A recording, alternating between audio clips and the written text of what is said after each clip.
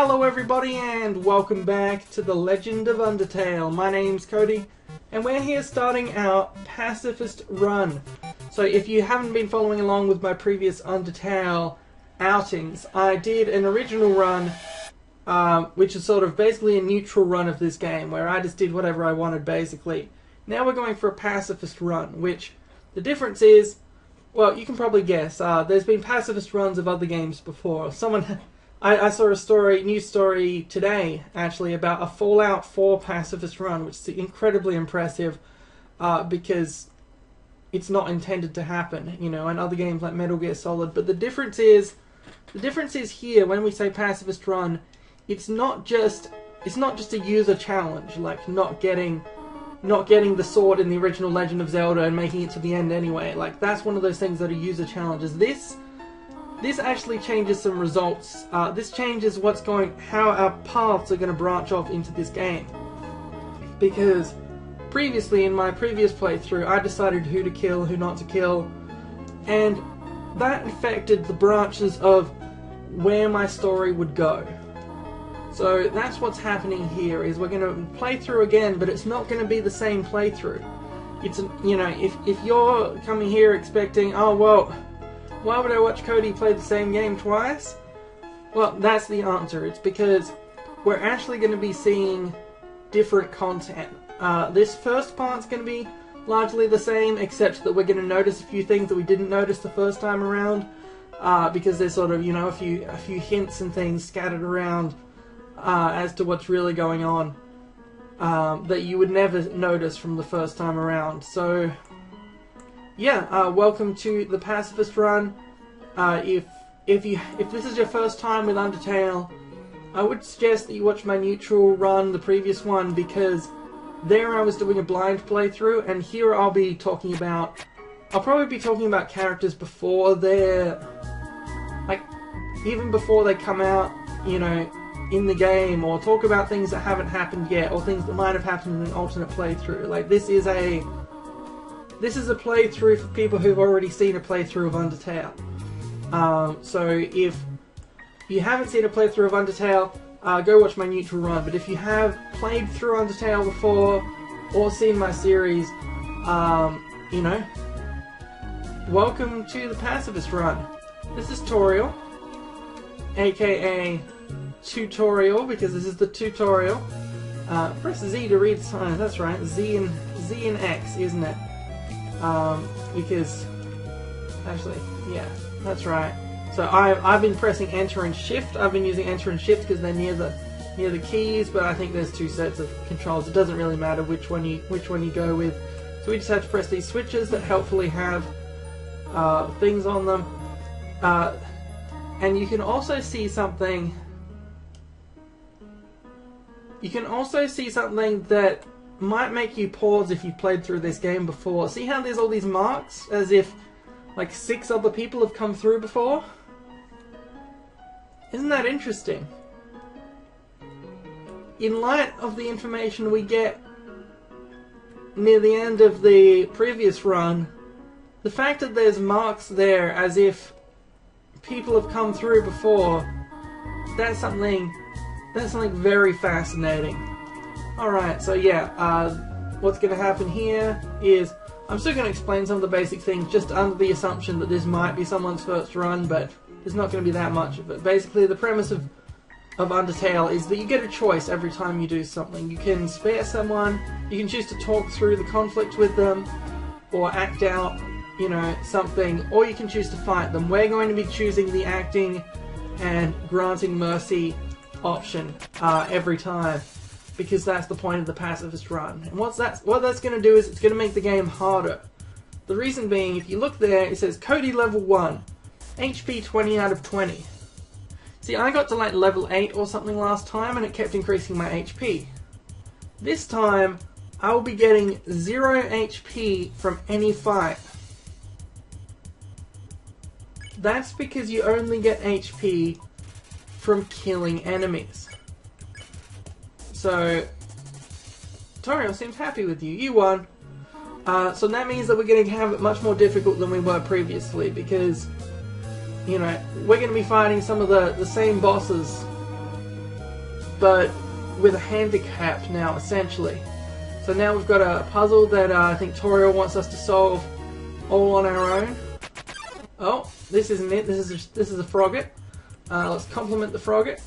You didn't understand what I said, but it was flattered anyway. Then Toriel gives it the death stare. And then Toriel's face is like, yeah, that's right, Frogget. You move along. You move along. The Western Room is the Eastern Room's blueprint.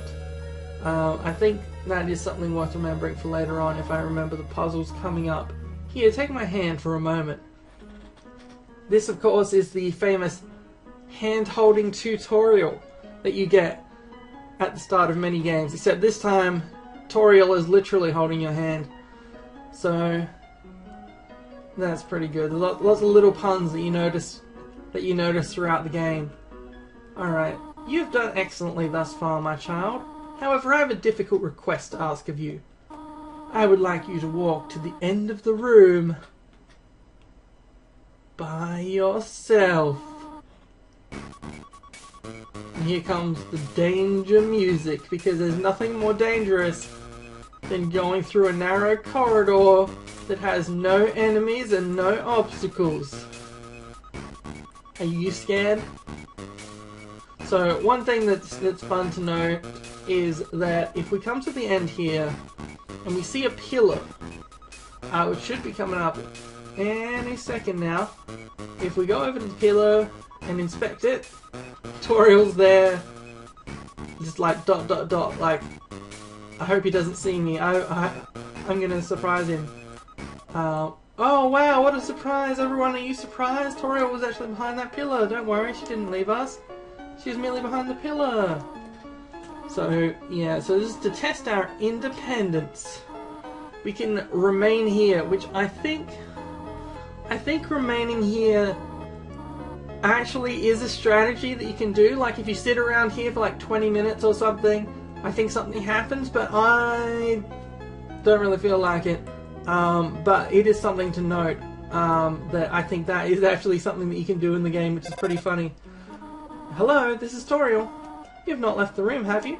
There are a few puzzles ahead that I have yet to explain. It would be dangerous to try and solve them yourself. Be good, alright? Oh yeah, no.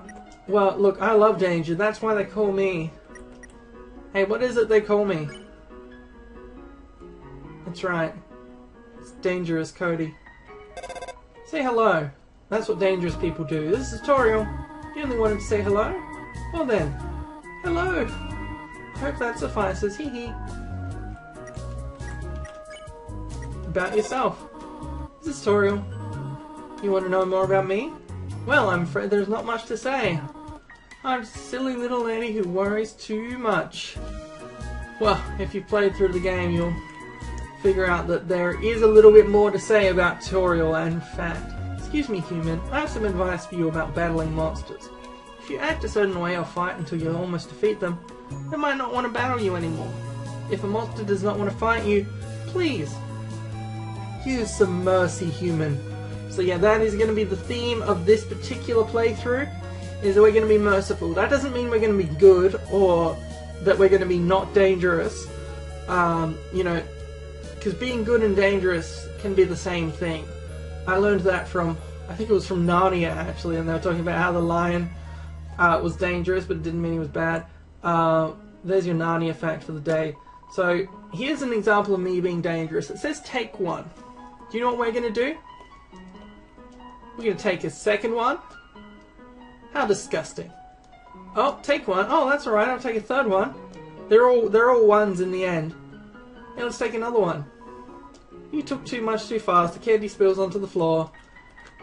And then if we inspect it again, it says, look at what you've done. So yeah, that's an example of how I might be a pacifist now, but it doesn't make me any less dangerous. Oh, what have we got? It's Frogget. Hello, let's compliment Frogget. Blushes deeply. Oh, yeah, that's right. You can't get me with your flies, and now we can spare him now that his name has turned yellow. And here's an example of how a particular set of puzzles work. Is that you can, anywhere where these leaves are, are places where the ground's unsafe, which it's obvious here because there's cracks in the ground, but it's not going to be so obvious coming up in the next puzzle. Oh, hello. Oh, yeah, I forgot what that one was. I needed to go to the top. But that's alright, I've forgotten a bunch of the stuff. Hello, this is Toriel. For no reason in particular, which do you prefer, cinnamon or butterscotch? Wait, don't tell me. Is it cinnamon? I forget what I answered last time, to be honest, but I think I said it was butterscotch, so let's go with cinnamon.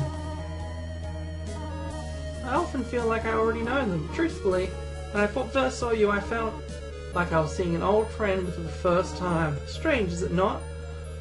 I don't think I got this on my first playthrough. I suspect that this is some added flavor text around the fact that I'm on my second playthrough. Can you let me go a step, Toriel? You do not dislike butterscotch, do you? Would you turn up your nose if you found it on your plate? Yeah. Alright, that's fine, Toriel. So this sign says 3 out of 4 grey rocks. Recommend you push them. Well, that's one grey rock.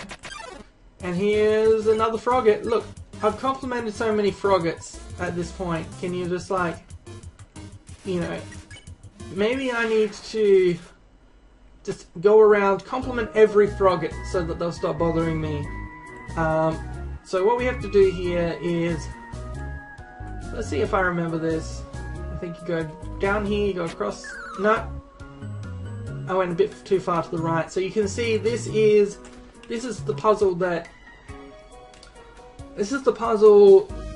we saw reference to just, 2 minutes ago, where you don't step on the leaves. So I think I've got it this time though, so we'll just head all the way up to the frogget. Look, see, I'm almost regretting my pacifist run already, frogget. Can you just shoo? Alright, so we head down here. We go all the way to the right, but not as far as that hole. We go all the way up. Go to the right. We go down. And we have made it across. So here's the other 3 rocks. You know, the 3 out of 4 rocks. You've got this one. Oh, Frogget's brought a friend. That's great. I love friends. So this time they both have some stuff to try and attack me. Whimsum automatically is happy to be spared, it seems like. You don't actually have to interact with it to spare it properly, which is pretty good. Alright, so here's 3 out of 3 rocks, and what about this 4th one? Whoa there, partner! Who said you could push me around? So you're asking me to move over? Okay, just for you, pumpkin. See, You want me to move some more? So the reason I have that American accent is because he said partner, which makes me assume he's a cowboy. This is a cowboy rock, because who else says partner? Okay, I think I got it. That's right, you did it! No, look. Yeah. Look, it's a tough life being a rock. I know, but sometimes you just have to sit on the thing. Alright, well this cheese has been here quite a long time. It's stuck to the table. And if we press the button over here, it creates a mouse. This seems like a good save point. So we're going to end here for this episode. Thanks for coming back for my pacifist run. I'm ready to be filled with some determination. Knowing that the mouse might one day leave its hole and get the cheese, it fills you with determination. I'm going to see you next time. Determination, and we've saved over. Goodbye, previous run.